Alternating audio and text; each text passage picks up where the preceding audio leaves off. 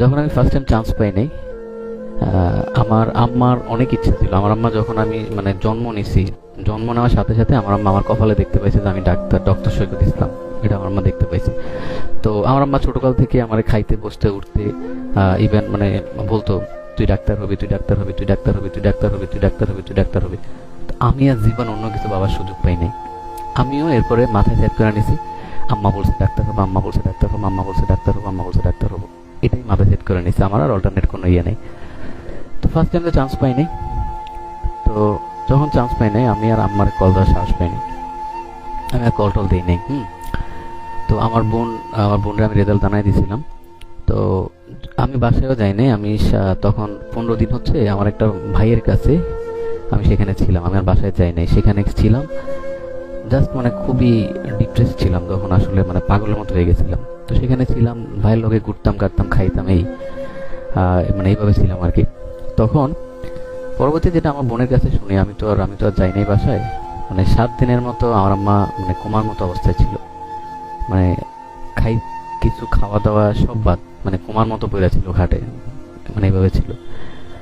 তো তখন আমার কাছে মনে হয়েছে যে আহ, মানে আল্লাহ দুনিয়াতে এত মানুষরে উঠায় নেয়, আমারে উঠায় নিলেও তো পারে। আমি থাইকে তো খুব বেশি কোনো আমি লাভ দেখতেছি না, এরকম মনে হয়েছে যে আমার উঠায় নিলেও তো পারে। আমি থাইকে কি এমন করতেছি, আমার দেওয়ার কি দরকার ছিল দুনিয়াতে।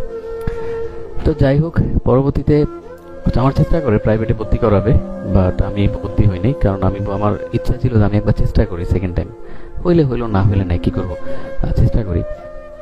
যখন সেকেন্ড টাইম দিই, যখন আমি চান্স পাই, তখন মানে আহ, এর চেয়ে আমার আম্মার মানে এত খুশি আমি মনে হয় না আর দেখছি, ঠিক আছে।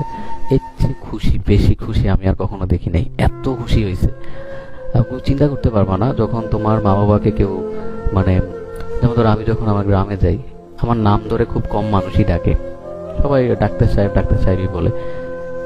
আবার আমার মা বাবা দেখা যায় ওনারাও কিন্তু ডাক্তারের মা বাবা অটোমেটিক হয়ে গেছে।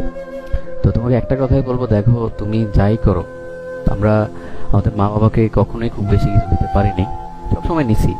এই টাকা দাও, কাপড় চোপড় দাও, এই দাও ওই দাও, না দিলে ভাঙচুর করি, এই করি ওই করি, মানে এগুলোই তো করি আমরা। না দিলে আবার রাগারাগি করি, কখন আমরা মা বাবাকে কিছু দিতে পারিনি। এটা তোমার কাছে একটা সুযোগ, অ্যাডমিশন তোমার কাছে একটা সুযোগ তোমার মা বাবাকে একটা গিফট দেওয়ার। So make your parents proud.